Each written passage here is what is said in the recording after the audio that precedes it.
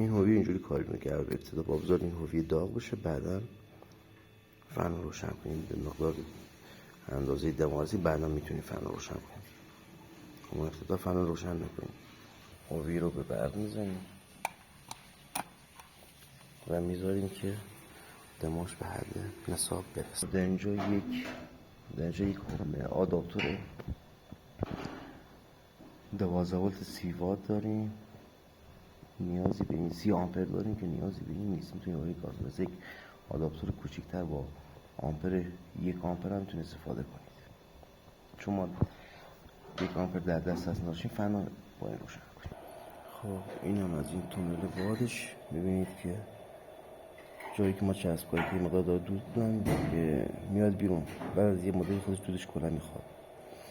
اگه ما بتونیم از یک پمپ آکواریوم استفاده کنیم خیلی بهتره، اما خب ما فعلا پمپ آکواریوم نداشتیم. نه جواب میده، ولی پمپ آکواریوم خیلی بهتره.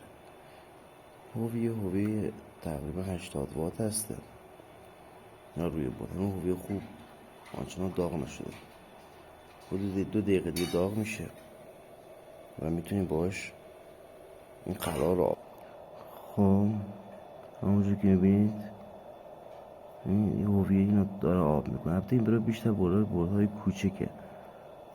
اگه پمپ آکواریوم بزنیم روش نفسش بیشتر میشه. قشنگ این قلو آب کرده، میبینید قشنگ این قلو آبه روش نگه میدارید، میبینید من با فاصله میگیرم، قشنگ قلو آب میکنه، حتی با به اندازه کافی داغ بشه هویه.